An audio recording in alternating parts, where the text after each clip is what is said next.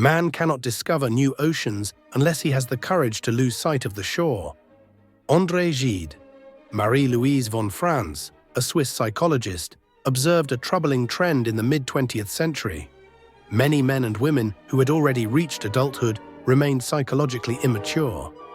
They inhabited adult bodies, but their mental development had not kept pace. Von Franz identified this issue as so urgent that in 1959 she delivered a series of lectures on the psychology of the Puer Aeternus, a Latin term meaning eternal child. Originally, this term was used in mythology to describe a child god who remains forever young. However, her mentor Carl Jung adopted the term for psychological purposes to describe an individual who, like Peter Pan, refuses to grow up. In one of her lectures titled The Problem of the Puer Aeternus, von Franz defined the Puer Aeternus as an individual who remains too long in the psychology of adolescence. In other words, all the characteristics that are normal in a 17 or 18-year-old persist into adulthood, often accompanied by an exaggerated dependency on the mother. Von Franz predicted that, in the coming decades, what she called the problem of the Puer Aeternus would spread across the world and affect more and more people. Her predictions have proven remarkably accurate, especially among the male population in the Western world. Many young men face academic, social, spiritual, economic, and sexual difficulties. They remain at home into their 20s or even 30s, preferring the comfortable confines of parental care rather than venturing into the uncharted waters of independence. Rather than striving to create something of their own, many retreat into the virtual worlds of the internet. Pornography and video games become passive pastimes in a life devoid of direction or purpose, except for the pursuit of fleeting pleasures to ease their suffering. Given the scale of this problem, it would not be an exaggeration to claim that the Puer Aeternus is the principal neurosis of the modern era. The goal of this video is to provide an antidote for those suffering from this issue. To that end, we will present a detailed psychological analysis of the man-child and, drawing on the ideas of Carl Jung, Sigmund Freud, von Franz, and others, offer practical advice on how to embark on a more responsible, fulfilling, successful, and above all, independent life path. Before delving into the psychology of the Puer Aeternus, it is necessary to examine the conditions that have led to this social problem. To this end, we must discuss how a strong maternal complex stunts the maturation of many individuals today. As von Franz noted, the man who has a complex with his mother will always have to battle his tendencies to become a Puer Aeternus. Throughout our evolutionary history, mothers and fathers have taken on different roles as parents. Mothers have always interacted more with their children than fathers, maintaining greater physical contact and being more affectionate, comforting, and empathetic to the physical and emotional pains and needs of the child. This deeply intimate and close relationship with the maternal figure creates a lasting emotional imprint on the child, or a highly resilient psychological bond, which psychologists refer to as the maternal complex. The child's experience of their mother is internalized as a complex, a cluster of emotionally charged energy that escapes the ego's control. In Under Saturn's Shadow, fathers do not create the same bond of dependence with the child. Traditionally, the father's role has consisted of providing the child with resources and protection, but above all, guidance. More specifically, the father's role is to help the child break free from the bond of dependence on the mother, and thus face the world as an independent and functional adult. In most cultures throughout history, individuals transitioned from adolescence to adulthood with the help of initiation rites. The main goal of these rituals, across all cultures, was to separate the young person from their mother, first physically and then psychologically. These rites were conducted shortly after the onset of puberty and were exclusively led by the older men of the tribe.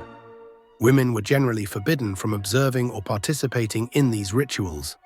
A typical initiation rite, as Mircea Eliade explains in his book, Rites and Symbols of Initiation, followed this process. In the middle of the night, the cultural fathers of the tribe, dressed as gods or demons, would snatch the young person from their bed. It was the last time the youth would see their mother, sometimes for months. They would take the youth to a deep cave, bury them alive, or immerse them in some form of darkness, whether literal or symbolic. This stage represented the symbolic death of the young person's childhood, the loss of paradise and the joys of irresponsibility. The goal was to convey to the young person the message that they could no longer return home.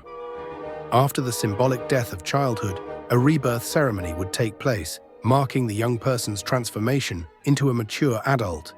Then the elders would teach them and send them into the wilderness, where they would spend many months struggling for survival.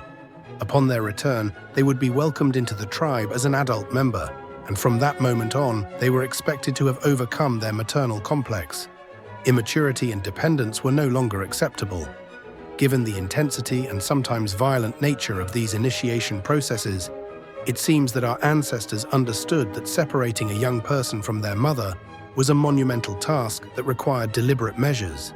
The lack of cultural fathers and initiation rites forces today's youth to turn to their own fathers for initiation into adulthood.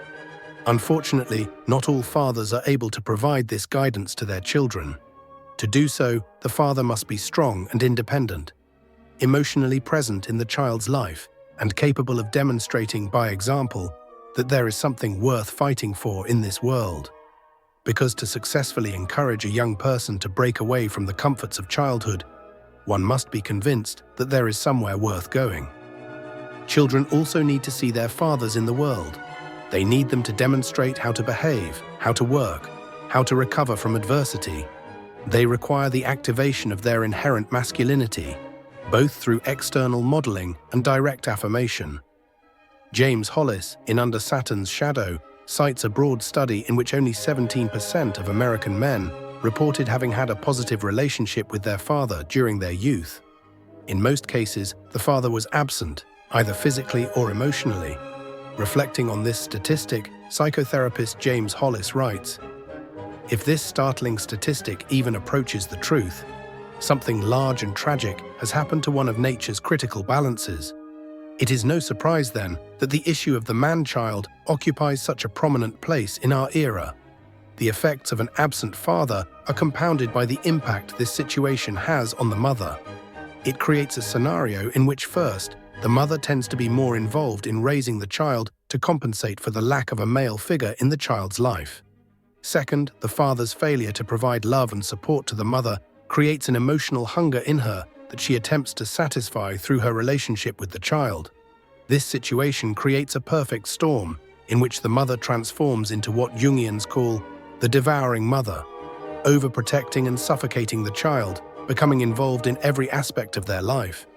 Often, a mother like this, despite the best of intentions, unconsciously manipulates the child to ensure they remain dependent on her into adulthood. Contemplating this secret conspiracy between mother and child, and how each uses the other to avoid life, Carl Jung writes, "A boy raised in this way, who has never had the chance to venture out on his own, to support himself, to fail and correct his own mistakes, or to make decisions for himself, becomes an adult incapable of dealing with and overcoming life's inevitable challenges and struggles. The healthy desire to adapt to reality and to individuate, which involves confronting fear, pain, and conflict, will be replaced by the need to remain tied to the mother, whether she is biological or a symbolic substitute. In other words, when a young person reaches adulthood with a strong maternal complex, they will not seek to develop their independence and evolve their consciousness. Instead, they will be possessed by what Jung called the spirit of regression, which threatens enslavement to the mother and dissolution and extinction in the unconscious. This is a difficult topic to assimilate, and most avoid confronting it or resist it for years. But you've made it this far, and that's why we will continue to provide tools for you to reach your fullness. In return, we ask that you leave a like, subscribe to the channel, and share this video with someone who could benefit from this reflection.